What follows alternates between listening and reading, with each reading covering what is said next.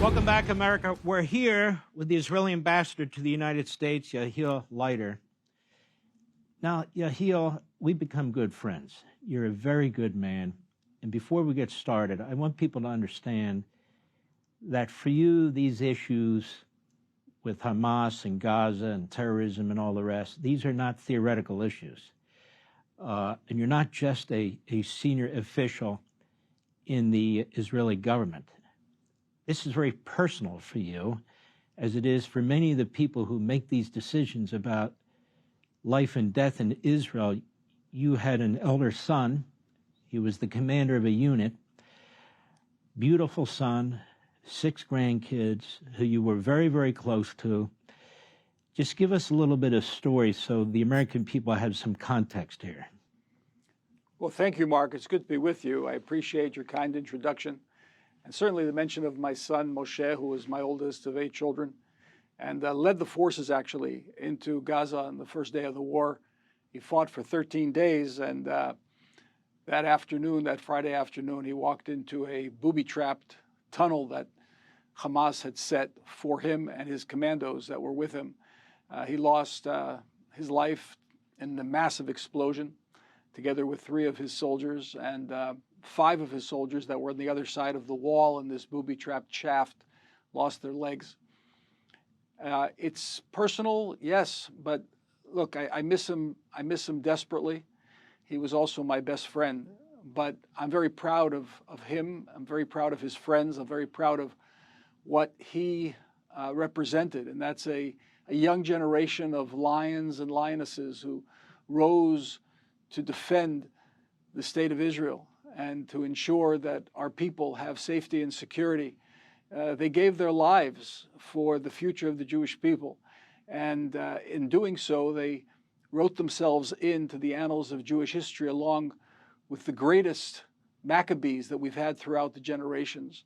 So I miss them, but I'm very proud. And I will find consolation now in the implementation of President Trump's plan when our hostages come home, and with every embrace that I will see between the mothers and fathers and their sons who have been held in dungeons now for 2 years, when they embrace, I'll be embracing my son in heaven as well.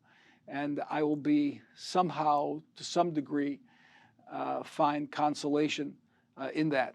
I think because of the horrendous media propaganda, almost in a monopolistic type of propaganda, people don't understand, including in America, this in Gaza has been door to door, street to street.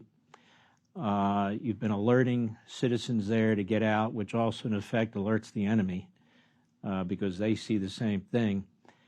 And you, your son, other Israelis have actually put their lives on the line in order to fight this war against these barbaric terrorists in a way that is actually very humane. That is, you could blow these cities off the face of the earth. You could take them all down and everybody in them. We had to do that in World War II, one city after another and so forth. But you folks have restrained yourselves from doing that, and yet you are attacked as if you haven't. What do you make of that?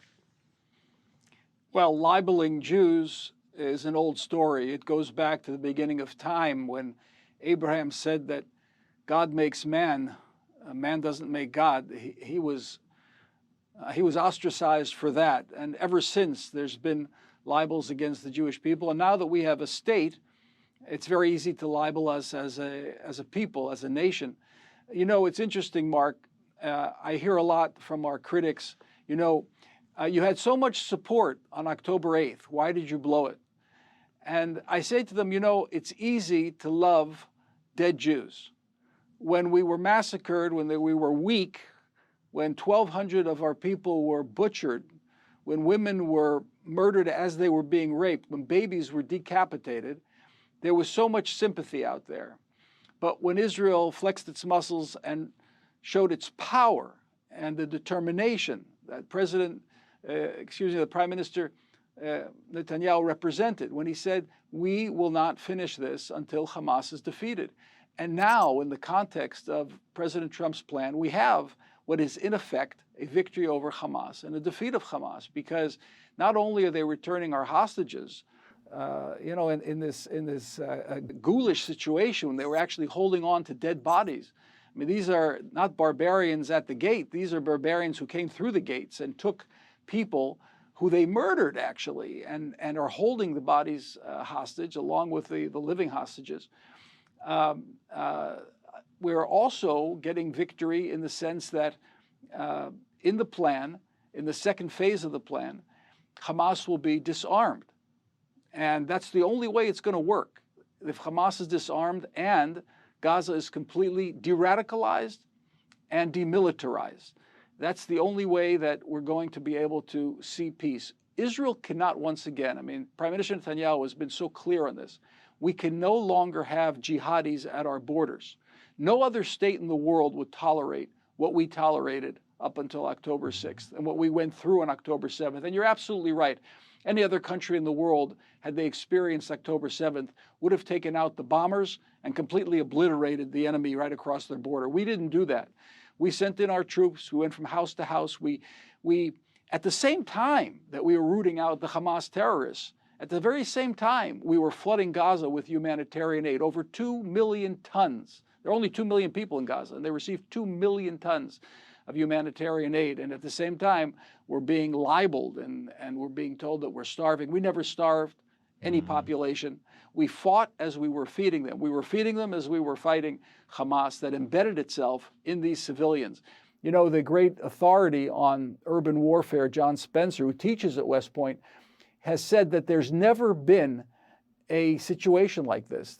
No army has had to face 450 miles of terror tunnels under civilian populations. We've done it. We've done it. And now we've reached a point where we're going to be victorious over Hamas. You fed the citizens of the enemy. You've been accused of starving them. You have fought urban warfare in a way that's never been fought to try and reduce casualties. You're accused of committing genocide.